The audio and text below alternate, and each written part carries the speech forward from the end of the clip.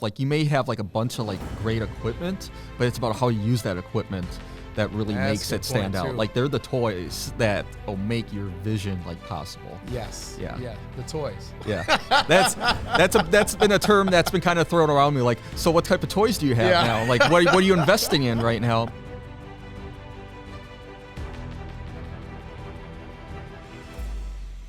What's going on? This is Jamar Jones with Foureva Media, and welcome to another episode, the first episode of 2022, the Foureva Podcast, where we talk about things that are business and personal, because business is personal.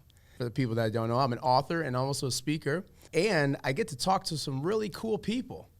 Like this guy. It was just outside the door. He's like, let me in. No, It's cold out there. I needed some, warmth, and this guy was lucky enough to bring me in. Yeah, I mean, it's cold outside. We're in Wisconsin. You have done some amazing things, as far as from in the film industry. You're really about documenting, creating visuals, but also in the wedding industry, corporate video productions as well with Chair on the Stair Films. And we got Derek. What's up, man? It's a pleasure to be here. I'm happy to talk to you. You're happy? Yeah, I'm happy. I am happy to start the new year. I want to dive deeper into more controversial topics, and not just for my own thing, but to really help others. Mm-hmm. The core, I just want to help more people. First, tell everybody what you got going on in your life. So right now, Chair on Stair Films, which started nearly 20 years ago, it was actually kind of like a gag thing that my brother started in high school. And I just loved the name growing up because, it was different than everything else, that you hear. And I kind of developed that into what I have going on today, which is Chair on Stair Films, where we provide video production services for businesses. We film weddings. We cover personal events for somebody that they want, like for their family or anything. And it's all about telling their story, and that's the most important part. And that's what we want to accomplish here at Chair on Stair Films. The idea behind the name, though, Chair on Stair Films, it's that a simple idea can come from anything, such as a chair sitting on a set of stairs.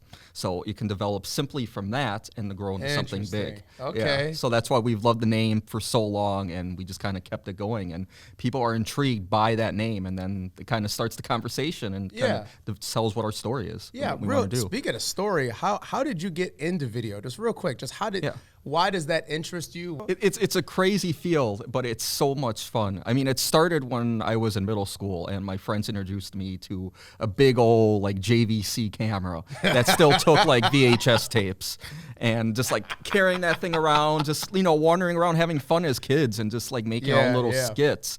And through high school, I started to realize, wow, I'm really having a great time with this, and I could possibly have a career with it, getting more serious with covering things. Mm-hmm. And I got involved in the Milwaukee International Film Festival, which what it was called at the time, now Milwaukee Film Festival. And it was a screenwriting competition. And it made me try to develop a story from the beginning to end within a short film. And that was a huge challenge right off the bat. Writing and telling stories that not were just entertaining, but you could get something out of, bring out emotion, evoke that emotion, and just maybe even change your life. And that's what it's all about. How do you evoke emotion if somebody's selling toothbrushes? By the impact that it could have, and especially if you don't use this toothbrush, your teeth could end up like this. These are the effects this toothbrush could have on your life. Yeah. It's if you don't, that's a huge thing right there. Bad teeth falling out if you don't use this toothbrush, So you try to really see the reason why people should care. Mm-hmm. Right? Yeah. Just care about whatever, picking up a camera, nowadays can mean so many different things for people. But from when I was growing up, it meant bringing something out for them, a reason for them to watch. You're not just watching this to be entertained, you're watching this to, get something out of it, hopefully. Right. What about Tupperware? Tupperware can... What's the story of Tupperware? Tupperware could be so many different things, especially to what, the taste could be for your family. This Tupperware, this plate here, could like impact your look, your style. Somebody could walk in like, wow, this guy has got some nice Tupperware here. I wonder what the rest of their house looks like, what type of friends they have. Yeah. You know, Yeah. It could show like the style, like what you're into. Yeah, and the whole reason for that exercise is really because some things are more sexy than others. Right. You know, and we work with all different types of organizations, companies that have different needs. Right. And they're selling different products or whatever. And it's like some things are easier to tell a story on than others. I remember one time I had to make a video series about toilet seats. Okay. It Interesting. was very interesting. Yeah. How do you make toilet seats interesting? You know, it was for more of a higher end clientele. Okay. Because there's like a graphic that was on top of the toilet seat to like match the rest of the bathroom. Yeah. And it was just very interesting. So I had to figure out a creative way to tell that story. Okay. You know, from toilet seats. That was the first and only time I'm ever going to do that. I mean, it was definitely an experience, I must say. It was like, totally for you an guys. experience. And now you kind of like have that challenge like under the belt. Like, okay, if I can do something about toilet seats, I could take on anything. I can take on anything. We were just talking off camera about the idea of a videographer. So a company or an association, organization wants a video done. And they're like, oh, well, we got a videographer.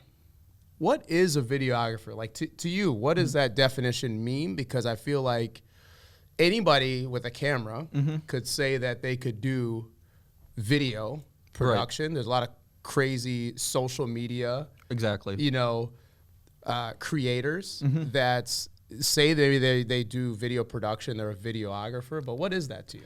To me, it's literally telling us, like what we were saying before, telling a story from beginning to end and bringing out like a message, or you get something out of it that could also, you know, help your life or maybe even inspire you. It's not just picking up like your phone or just any type of camera and just hitting record and just walking around with it. It's literally about picking up that camera, placing it in specific positions along with lighting, audio, all that type of stuff. And there's like makeup behind the scenes, everything, production crew, watching specific things like monitoring audio and all that. It's all that really brings a videographer together to tell a story. And like putting that all together to evoke emotion, to me, that's what a videographer is trying to evoke emotion, tell a story through each frame. I think there are levels of videographers. So what you're talking about is somebody that has the mindset of different roles of a production. So like you just named off a few different roles and responsibilities. There's a director, there's a producer, there's makeup, there's a grip, there's, you know, you have all these roles, and sometimes people may hire a videographer to take care, but really if you want to boil it down to a production film type way, you know, a videographer should just be a camera operator, right? Operating the camera with the intended vision in mind of still telling a story. Okay. So they're not just pressing record. Yeah, not pressing a record, running letting around. it fly, just shooting a bunch of stuff and be like, here it is. You know you're going into a project with a vision in mind. So there are different levels, though, of a videographer that I think that, I mean, if you hire Derek, I mean, you're going to get, you know, all those different things because he has all that experience. But some people hire videographers and all they really know how to do is just shoot video. They don't know how to tell a story. They don't know about audio. They don't know about all these other things that come in, how to direct, how to really see the whole project from a top level view. And they're only thinking about, is my camera settings correct? You know, is this correct? And the video portion of it may be great quality, but when you get the final product, you're like, well, what did I?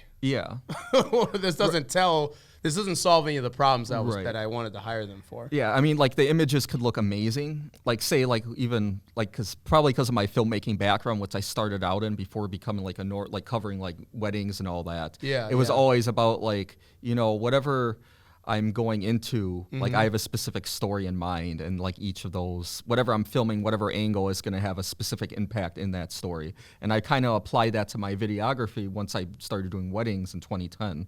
I still wanted to keep that same mindset into what became a videographer for me, like what the meaning of it was. And they both have similarities, but like what you're saying, a lot of differences, because when you're doing videographer, you're kind of going like run and gun. You can't repeat specific of things, especially in a wedding. You can't bring back that emotion. You have to get it right there and then. You got one shot. Exactly. Especially during like a ceremony or a specific like kiss moment, all that. You can't really repeat that. And then it becomes more of like a movie where like, okay, you asked them to do it again. Then it's like all like scripted. Like, okay, this wasn't real. You don't get the same. You don't get the same thing. But I'm glad you brought that up about like what exactly a videographer is. Yeah, and I think that also when you're considering hiring somebody, you should really think about, these are the kind of questions you should ask, know, as far as what kind of deep knowledge do they have within these different areas of production. But then also, looking at somebody that has a team. Like I know you have a team, I have a team, it's if there's different roles and responsibilities, for the shoot, for the production, then that you have more, eyes on it, you have more brain power, towards it, and everybody has their role in what they're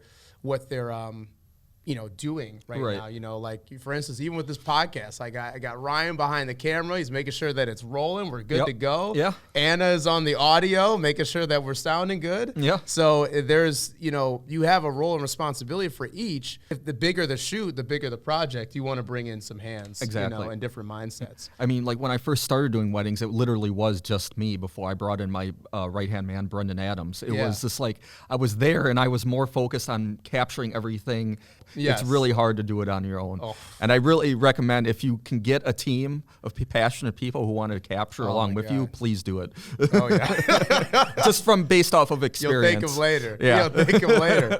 All right, I want to switch gears and talk about expectations. So people come, all of a sudden they're like, hey, we got this big initiative. We're doing this for the company. And then at the last second, they're kind of like, man, it'd be awesome to capture this. A client or an organization, somebody that you're involved with, how do you handle those expectations if they want it done tomorrow? Right. You literally have to like kind of teach them and like kind of right off the bat and kind of tell them the process that you're going through. Like, hey, we just filmed it all, but we also have to review the footage, pick out the frames that matter the most to kind of get what your vision needs to be for your business or whatever the event is. They hired you with the responsibility of capturing this, and they also should be hiring you with the responsibility of putting it together in the right way. They need to understand that, hey, this is going to take time because... What if they don't? And that's definitely one of those things too. It's hard to you just kind of gotta keep your same momentum going with your energy and all that, and still kind of say, hey, if we're gonna rush this, it's not gonna look good, and it's gonna look a little sloppy, and it's not gonna be what you want. But if that's what you want, then we'll see how it goes, and then see what your thoughts are on that. Clients. Exactly, because you could be having you could have this past fall, we had like a few weddings booked in like 1 month, and what I did was we pieced together like a little 1 minute like demo, just highlighting a few beautiful shots that, hey, this is what you're going to be expecting in about a month or two, and then they'll get them excited and then realize, wow, this looks really good. I can't wait to see the polished product. So kind of give them like a little taste going into it. Little teaser, man. Yeah, that's what we do too. It's just a little teaser. Hey, here it is to hold you over. Here's a bite of the sandwich just to keep you going, just to keep you at bay. Yeah, and then they can share that with their family and friends, and then like, hey, this is what's coming up, and it's like kind of like, oh, our own little movie is going to be coming soon to tell our story. What are some red flags when dealing with a production company? So let's say someone's shopping around for the right type of person to work with or company to work with. What are red flags that somebody should be looking for? One big thing, I mean, is huge over the years, especially with social media, is checking reviews. That's always huge, just to see what other past clients have said. Taking it from there, and then just kind of calling them just to see, like, okay, did they sound a little iffy, like on kind of like their judgment, or if they're like stumbling a lot, it's like, I think we can, like using words like that, I think, or maybe, you want somebody with honesty in them. Like another red flag is when they don't want to show like a huge interest in becoming close with you. Like you want like that relationship with the client. And if that business or whoever you're working with doesn't want to show like they want to build a relationship with you, then that's a huge red flag. Yeah. I think another one is communication. Yeah. If you're not getting, if they're not following up with you, they're not, really engaged with what your needs are. Right. Even simple things, just sending an email, checking in, stuff like that. Yeah. I feel like that's a big red flag because that's basically what the relationship is going to be like. Right. You're going to shoot. He'd be like, I wonder what's going on with that project. I haven't heard from him in a while. I've heard this from this guy in like a month or so. Like, what and do it's you just think? like, and you gotta start to look at that when it comes down to the pricing part. Right. So if somebody's real cheap, or let's say a lower cost and it fits, like, hey, this is a steal. You gotta also consider that, if their communication sucks, is it worth it? I'm gonna pay what I feel like is a deal if I got to be more hands off on something, or if I feel like, hey, I'm gonna trust somebody that they're gonna be able to execute. Where are videos going? Okay. So I think a big misconception. So I just did a talk with a room full of nonprofit organizations within Waukesha and Milwaukee area. One thing that came up and that I spoke to was, I think that getting things out, as quick as possible is more effective than overthinking and overproducing something. Yeah. I think certain things require things to be professionally done, produced correctly. The right quality content has to be there. Yeah. But some things are better at like a scale thing. So I gave the example of like testimonials. Sure. Like, hey, just grab a quick testimonial from whoever that is, a member, client, whatever, and get them on that on your phone and post it to your website. Post it on social. Let people know that, hey, here's the feedback that happened. Yeah. Instead of like, oh, we got to hire this whole production crew. We film got to have them come in, share their story, how it all worked with us. You got to figure out a way to get, some real return on your investment. So what do you think about, where video's going? When should somebody engage a professional? Because I think that's the biggest question, when it comes down to video content. Yeah, that's very true. Like, I think hiring like a major crew it depends upon the size of the project. Like, if you're trying to do like a documentary style or like tutorial type of style that involves a lot of like visuals and type of things like that, that's, I think, more when you should have a crew. But if you're out there just to give like a general message, like maybe a minute or two, that's something you could probably just do by yourself. Like you were saying, like I see a lot of things on LinkedIn, especially people that we met over the summer. Like they do like a lot of videos of just kind of explaining like maybe like inspirational type of message for the day or something they experience that might help out somebody else. I think that those general ones I think are good for you to just personally do and put up online. Highlight video. Yeah. I think if you have any type of commercial, highlight video, sales video, that type of thing, that should totally be produced. Right. And you should not shortcut that. Yeah. That is showcasing your company, your organization, who you are. There's probably a lot of B-roll, footage, past footage, maybe grabbing some new content. Yeah, like if you're just doing a video and putting in like on YouTube of like you just talking compared to somebody who's huge production that's like they're talking about the same thing. Yeah. Obviously the one who has the huge production is going to stand out more because it looks like they have more care for the topic. Yes. If you have a big purchase, commitment, investment, whatever, right, to somebody interacting with you and then getting involved within your company or organization, that's something that you should consider like, hey, I should invest that same back into the brand, and what's being represented to tell the story.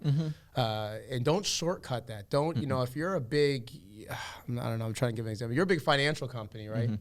And it's you're signing yearly retainer type stuff, and it's a big commitment for people to be involved with you. Yeah. Don't say I got $500 for a budget for a video. It limits you. It limits you. It doesn't tell who you are for your brand. I mean, even if you got it done for $500, it's still not gonna be enough because it's like what Derek said is, but as far as the crew that's needed to put something like that together, you want to take care of that and make sure that the quality's there. Like you may have like a bunch of like great equipment, but it's about how you use that equipment that really makes it stand out. Like they're the toys that will make your vision like possible. Yes. Yeah. Yeah. The toys. Yeah. That's been a term that's been kind of thrown around me. Like, so what type of toys do you have now? Like, what are you investing in right now? I'm like, well, I recently got this new light, and like, oh yeah, so how's that compared to your previous one? I'm like, I love these toys. Yeah. Some of them I don't like purchasing, which is like tripods. I gotta get a couple new tripods. Yeah, it's like they really. And I'm just like, oh, it's like you buy them, you're like, I don't feel excited. Yeah, you know, because it's just like, oh, it's nice, a tripod. But, it's just a tripod. But it's a new camera, I'm like, come on. Oh yeah. Come on, new light, you know, new something like that. I'm like, let's go. New mixer, you know. Like, exactly. It's just like each thing matters to the point where as long as whatever you're buying is helping tell your story and make it the best quality you can, that's what matters. Like, yeah, the camera is what's going to be capturing your vision, but it's also everything around it, such as like, how's this monitor you're attaching to your camera? How's that working? Is it getting the true quality color that you're trying to capture? And as well as like your microphones, is it really getting that nice crisp sound without any interference in the background? Stuff like that. It's all really matters. Like it comes into play. Yeah. And that's a really good point too, because like a lot of people just assume that video is quick, you know, just shoot it and edit and just give me the thing. But you just mentioned a couple things like audio, you know, is the color correction, right? I mean, there's so much. It's like a painting. Like you got to know what kind of strokes to put to it, what paint to add to it, what type of brushes to use. I mean, there's so much in the creative process, and I think people don't fully understand, and that's where the education part you were saying, you know, don't fully understand all that goes into video. Exactly. Because it's so easy when you got things that just automatically do it. Yep. You know, and like, oh, can you just put a filter on it or something? It's like, no. Put a filter on it, just make it look good or something like that. Yeah, speed matters, but you want to put some care into it. Oh, you know, can you imagine like a doctor just being like, hey, how fast can you just fix me up? And, exactly. It's like, no, don't do it like quick. Yeah. I want to make sure you know what you're doing. I don't care about like this. I want to make sure you do it nice and, you know, slow to the point where you know. Just get in there and get out, you know, and just you know, take out my heart and put a new one in. Can this be done like an hour? Because I got this other thing to do. Yeah, I got this other thing to do. It's easy, right? It's easy. It's got to be. You know, just take a knife and just slice it open. Yeah, so it's all about that, you know, the education and really the perspective of whoever's interacting. Exactly. You know, with that. What's some of the biggest objections that you've gotten? So let's say you've quoted out something, you've sent it out to somebody. What's some of the biggest objections you've gotten from a prospect?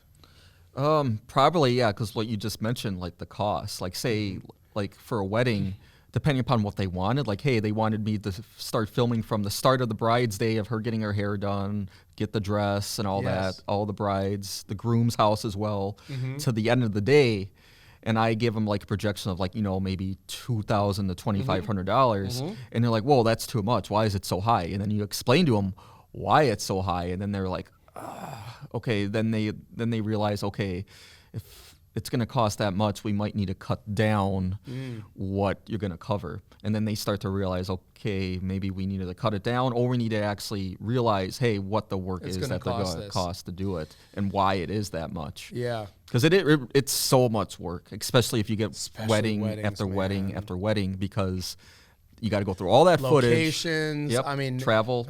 Travel. You're usually in the middle of nowhere, so reception's not the greatest. It's literally run and gun almost. Yes, run and gun, nonstop. You have to set up, break down, set up, break down, set up. I mean, it's fun.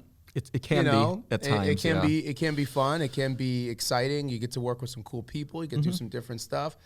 But it's just a lot of work. And like, if you would have translated that into a corporate, you know, a company asking you to spend all day, 8 hours running around here, there, right? You know, all going this here, B-roll B-roll, just to do that. I mean, it'd be like $15,000, $20,000, exactly, you know, all day.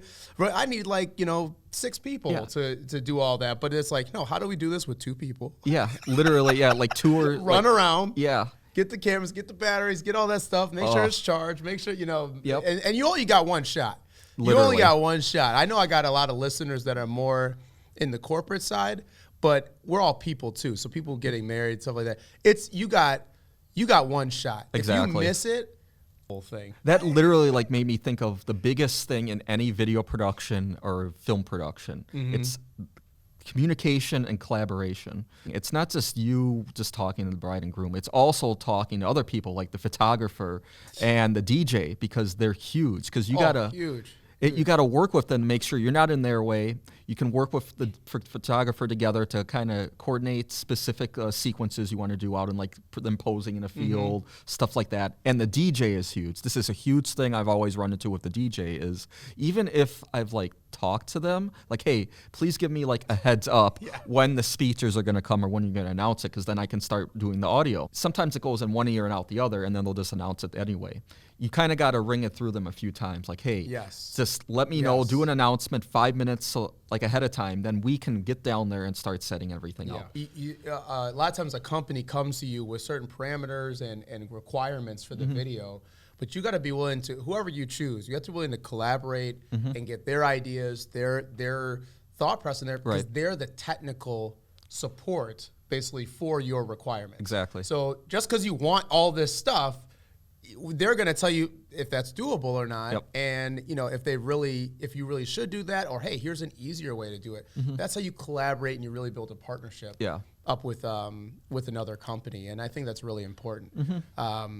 Any other objections? Just real quick, because price, yes, that's one. Price is a big one. Any other? Something like you send it over to them. What do they say? Like if that can be too. Like, hey, can you put in more footage of this, or to make it like, say, of like more audience shots, like from a wedding, or more audience shots from like a convention or something, just to bring out their like emotion. You can bring into like, hey, yeah, I'm willing to do like another cut of it, but if you continually bring in another shot of this, we put it together in a way like they should be trusting in us, like most importantly, to be putting this in. And if we put another shot of this angle over here, will it really enhance the story? It all matters upon like you talk to them, you try to bring in your reasoning, and then you understand their reasoning, but not to the point where they're going to take advantage of you. Limiting on revisions and making sure that it's not going to be this never-ending. Never-ending thing where it's just like, oh, can you do this? Can you do this? Can you update? Yes. The only time that makes sense is if it's within your own same business, and then you all like, okay, can you do this more? And they're like, wait, then technically you kind of have to. Because you have to listen. It's such an educational thing. It's just same thing like building a house. Like if you're getting a house built and you're trying to tell the contractor, like, well, can you just put the kitchen over here? Or can you just do, it's like, there's certain things that you just don't know. Right. And you gotta, really trust that other person. The thing that sucks is when they get burned. Yeah. We get a lot of people, and I'm sure you do too, we get a lot of people that have been burned before. So then by the time they're engaging with you or with us, it's like, somebody burned me on price. Somebody burned me on timeline. Somebody burned me on quality. Somebody, so they already come guarded, And I think what I would say to them is, don't have your last relationship ruin the next one. Right. It's really if you had a bad breakup. Yeah. don't think that every other person is going to do that to you. Yeah. Now you've learned, it's not a failure, it's a learning opportunity. Oh, yeah. Now you can go into a different relationship. Exactly. And say, okay, I know what things to ask. I know what things to look out for, but don't just feel so guarded and almost jaded, like where it's like, you're almost like difficult to work with. Yeah. It's really hard. Like, I know it's something I think I've experienced and kind of grown over, especially maybe the past 5 years, especially being involved in like the 48-hour film project competition, where you didn't do as well. Like you always try to compare yourself to everybody, and then like, man, why didn't I think of that? Why weren't my expectations as high as that person? And look how well they did compared to us. It's what comes out of that, I think, what that is really important is that learning experience and maybe that motivation to make you want to do even better next time. Yes. And every time you do a film shoot, you learn something out of it, especially who you're working with, whoever you're collaborating with, because you learn from each other. Not to bring each other down, but to help each other, lift each other up, and you never know where that can lead to. Because a video project is so custom, you have to understand that you're not getting the same, thing. Oh, you're not producing the same thing over and over and over. I mean, a wedding is generally the ingredients are the same, but you may add, there's different spices, flavors, stuff like that you add into the mix. And that's the problem. Locations. Yep. You have different other variables. You're not getting, it's not like McDonald's, you get the same sandwich over and over again. They control the environment, they control everything, and you know exactly what you're gonna get every time. Creative stuff is so modular, it's so variable, and so that's why collaboration is so important, because no matter how much you're trying to put on the production team to execute it flawlessly, they're gonna try their best, but then maybe an interference is going to happen that you never thought of. All of a sudden, something interferes with the mic. You get a little sound or something in the mic, or a hiccup, a battery dies, unfortunately, and you just charged it. Yeah. It's great. That's why I love filmmaking so much and videography, because I learn something new every time I shoot. I learn a new tick. And I love working with people too, and because that's all it's about, is this type of field. It introduces you to so many new people. So that's why I love it. Well, thank you so much for being on this podcast. No problem. Man. Appreciate you having me. Man, I mean, I feel like a lot of knowledge was dropped on this one, and hopefully it helped you when thinking about, working within video, getting a little bit behind the scenes, behind the curtain, a little bit on what's needed, what's to be expected. And you learned a little bit about Derek, which is, well, cool. Where can people find you and connect with you? You can visit our website at chaironstairfilms.com. Check out our work, to see what we're all about. We do weddings again. We do business videos, promotional content, personal videos. And as well, we're also heavily involved in filmmaking. So we're the 48-hour film project out in Milwaukee. We're really involved in every year. So kind of keep an eye out for that. See what our next film will be come later this June. That's awesome. But yeah, we just love helping everybody. So yeah, chaironstairfilms.com. Cool, and that's where all your socials are at and everything, people can connect with you? Correct, yeah, all the links are on there, so feel free to contact us if you have any interest. Okay, cool. Well, thank you so much for listening. Thank you so much for watching this episode of the Foureva Podcast. Please like, comment, and subscribe if you're watching on YouTube and other social media platforms. And then if you love this content, definitely subscribe on the audio version on Spotify, and we're streaming on all different platforms there as well. So definitely tune in, and we'll catch you guys on the next episode. Have a good one. Peace. Thanks for watching this video. Don't forget to like, comment, and subscribe. And don't forget to hit that notification bell for more amazing content that we're going to be putting out. And don't forget, you can change your circle to change your life.